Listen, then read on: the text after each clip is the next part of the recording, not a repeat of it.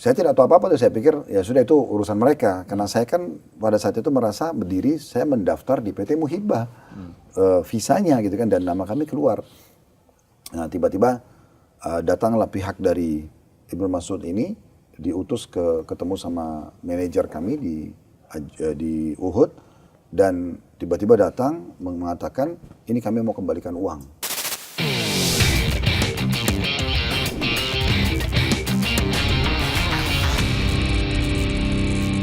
Jadi ada sekitar 37 yang tetap ikut Furoda, sisanya kemudian beralih ke kuota haji khusus. Ya, kurang lebih 114 orang. Apa yang kemudian itu menggiurkan kemudian dari Furoda pindah ke kuota haji khusus itu, Ustaz? Ya tadi, karena maktab VIP itu. Kedekatannya itu. Kedekatan dari Jamarat. Karena kan haji itu puncaknya sebenarnya 6 hari itu. Tanggal 8 sampai tanggal 13 Zulhijjah. Ini puncaknya. Kalau selain daripada ini, hotel dekat Masjid Haram, Masjid Nabawi itu gampang bisa diatur. Maksud saya, semua orang bisa milih sesuainya. Tapi kalau maktab ini memang nggak bisa, dia terblok-blok kan. Ya, kota di sini, Furoda di sini gitu ya. Yang Asia Tenggara di sini, yang Afrika di sini, yang Eropa di sana. Jadi memang dibagi. Dan ini puncak ibadah haji sebenarnya di sini. Makanya dengan mendapatkan maktab VIP, seperti kami waktu ditawarkan, Ustadz mau sama Ibnu Mas'ud ini, Ustadz mau maktab VIP yang mana? Dia zonanya biru tuh. Yeah. Di petanya tuh zonanya biru. Ini ada 111, 112, 113, 115, 115. Harganya beda-beda. 111 itu beda, 112 beda, 113 beda, beda-beda semua harganya. Kami bilang, saya sih tadinya maunya 112, karena itu setiap maktab ini supaya punya gambaran, diurus oleh perusahaan-perusahaan swasta di Saudi. Jadi 111 itu yang pegang perusahaan A, 112 itu perusahaan B. Nah mereka ini bersaing servis. Misalnya mereka tambah snack-snacknya berbeda, mereka tambah karpet, mereka tambah pendingin, mereka tambah kenopi gitu-gitulah, sehingga maktab pindah 100, yang paling kesulitan 112. Kami tuh minta oke 112 aja. Waktu itu tahun 2024 112 menurut informasi dari mereka ini itu sudah diblok oleh Malaysia semuanya. Indonesia nggak bisa masuk. Yang bisa yang mana? 111. 111 sebenarnya lebih dekat dengan Jamarat. Tapi dia lebih sedikit servisnya dibandingkan 112. Bilang nggak masalah 111. Kami bayarlah untuk maktab 111. Gitu. Nah setelah selesai bayar maktab 111, mungkin semua selesai semua pengurusan, nama kami pun sudah keluar dari Kementerian Agama, nama visa, nama jemaah haji dengan PT Muhibah. Kami juga sudah bayar maktab yang 111 tadi. Kurang lebih 2 minggu sebelum kami berangkat, tiba-tiba kami diinformasikan akan pindah ke maktab 115. Tapi saya menganggap ini sepihak gitu ya. Karena kami tiba-tiba dihubungin kalau harus pindah. Alasannya apa? Maaf, Afan. Akadnya tadi di 111 sebelumnya? Ya, 111. Kami sudah bayar di 111. Dan kami punya buktinya, bukti pembayaran untuk maktab 111 di zona 1. Berapa itu, Ustaz? Apa itu? Untuk pembayarannya. Waduh, kalau angka saya nggak ingat ya. Angka-angka semua sudah diurus sama akunting gitu ya. Saya bagian teknis lapangan, membimbing jamaah, mengatur manasiknya gitu kan. Saya menjaga keamanan ibadahnya dan kenyamanan tempat fasilitasnya. Tapi kalau udah angka-angka ini saya khawatir sebut nanti salah. Ya. Berarti 2 pekan sebelumnya udah diinformasikan pindah gitu ya, Ustaz? Pindah. Dan saya bilang, saya nggak mau pindah karena saya udah bayar 111, jemaah juga sudah tahu semua 111. Tapi ini nggak bisa, nggak ada pilihan, harus pindah pada saat itu. Nah karena kekhawatiran saya jangan sampai kalau saya nggak pindah ke 115 malah loss semuanya, kami jadi nggak dapat maktab VIP, ini jadi masalah juga. Ya. Dan mereka bilang ada kompensasi 1.000 rial per jamaah. Saya bilang saya nggak butuh kompensasinya, saya butuh apa yang saya sudah janjikan sama jemaah, komitmen kami itu nomor 1. Tapi karena mereka nggak bisa, tidak ada opsi, pokoknya harus pindah. Maka saya bilang sama jemaah, kami kumpul semua, kami bahasakan, Pak, Ibu terjadi seperti ini. Alhamdulillah karena mereka kurang lebih lah yang disepakati itu, ya udah yang penting sama Ustadz, gak apa-apa deh, kita pindah, nanti ada kompensasi 1.000 rial. Dan sebenarnya ini kami kembalikan kepada jemaah, kami sudah berikan, Uhud Tour sudah memberikan kepada jemaah.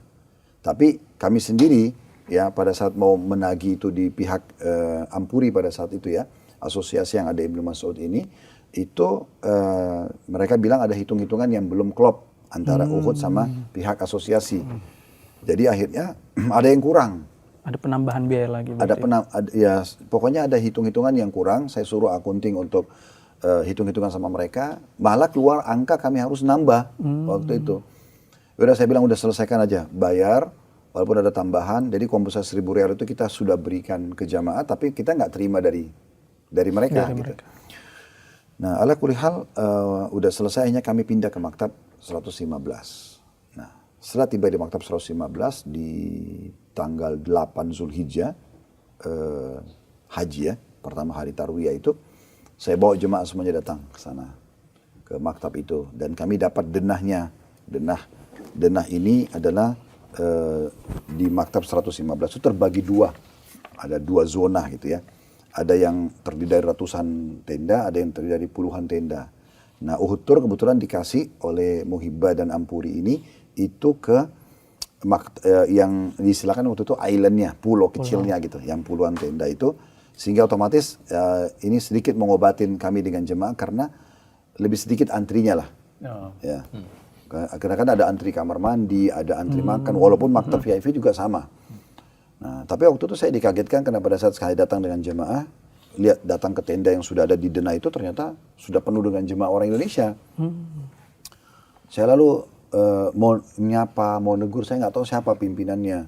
Kemudian jemaah juga saya lihat pada tidur gitu kan, saya kesian juga mau ganggu. Tapi jemaah kami sudah turun dari bus semua. Saya hanya datang ke kantor urusan tenda Maktab 115 itu dengan orang Arab itu saya ngobrol. Kebetulan bisa ngerti bahasa Arab, saya ngobrol. Maksudnya saya yang bisa bahasa Arab, saya ngobrol sama beliau dengan bahasa Arab. Saya tanya, ini kemah saya sesuai dengan ini nama perusahaan saya ini. PT Auto Zahra Auto Madiri ini, nama brandnya adalah Uhud Tour. Dia bilang, iya benar kalau sesuai dengan. Coba kita lihat di lokasi. Kami datang ke lokasi, cek. Udah benar nih, gak ada yang salah. Intinya kami muter-muter memastikan itu kurang lebih 1 jam. Jemaah sudah nunggu nih. Terus saya bilang begini aja kesimpulannya. Tolong pihak maktab, jangan saya, yang masuk ke dalam tenda itu. Karena Anda punya hak untuk masuk gitu kan.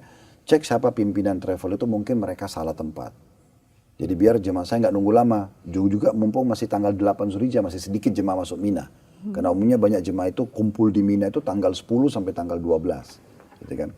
Setelah mereka tanggal 9 ke Arafah sama Muzdalifah, tanggal 10 hari Idul Adha baru mereka ke Mina. Gitu kan. Banyak jemaah juga cuma sampai tanggal 12 karena mau ambil nafar awal. Ada istilah-istilah di haji lah. Nah pada saat itu kami datang sama petugas keliling-keliling dalam tenda itu ketemu keluar pimpinannya. Saya kaget ternyata Ibnu Mas'ud. Terus saya tanya, loh antum di sini? Dia bilang, iya Ustaz. Loh ini kan bukannya punya Uhud. Iya. Dia bilang, udah kita gabung aja. Loh saya bilang, saya nggak mau gabung. Dari awal sudah saya bahasakan, saya mau dari Jakarta sama jemaah saya saja. Karena kami ada taklim, kami ada tahsin Al-Quran, kami ada sholat berjamaah. Dan memang di tenda-tenda itu kan masing-masing travel sholat berjamaah sendiri-sendiri. Ada program masing-masing gitu kan. Intinya sebenarnya dia maunya kita gabung situ. Ya saya nggak mau. Nah, terus saya minta solusi sama, dan ini lagi haji, nggak mungkin kita berdebat-debat. Haji itu kan anjuran tidak berdebat. Saya bilang sama pengawas tenda itu, tolong cariin saya sama jemaah tenda dulu, biar kami istirahat dulu, karena jemaah sudah 1 jam berdiri, panas nih. Udah jadi dapatin tenda. Jadi terpaksa kami dapat tenda di seberangnya yang ada ratusan tenda itu. Otomatis makan lebih panjang antrinya, kamar mandi lebih panjang antrinya. Tapi saya tenangkan jemaah dan akhirnya kami masuk ke tenda itu. Saya juga kaget waktu itu ternyata tenda itu punya Ampuri. Ya. Dan akhirnya ada orang Ampuri yang datang. Ustaz harus pindah, ini bukan tenda Ustaz. Saya bilang, oke, tenda saya di mana? Saya harus tahu tenda saya di mana. Tunjukin di mana tenda saya. Kalau menurut Denah, tenda saya yang dipakai Ibnu Mas'ud. Suruh dia keluar dulu, baru saya masuk. Jemaah saya pindah bawa tas, ini kan nggak mudah. Bawa tas, orang lagi dalam berihram. Belum ada ibu-ibu yang tua pakai tongkat. Ini nggak semudah yang dibayangkan. Akhirnya mereka pergi. Mereka kembali lagi, bilang lagi. Saya selalu nolak, karena bagi saya, ya siapin dulu saya tenda. Akhirnya intinya sampai selesai haji, terakhir tanggal 13, kami tinggal sampai tanggal 13, kami ambil nafar thani ya, sampai akhir haji itu, kami tetap di tenda itu intinya. Ya sudahlah, suka duka itu, haji saya anggap itu ujian dari Allah, udah saya biarin aja. Dan selesai tenda, berarti sudah selesai, karena hotel segala macam itu adalah paket kami sendiri. Busnya segala macam itu paket kami sendiri semuanya. Sampai selesai haji, kami pulang haji, ributlah kasus pansus tuh, ya kan?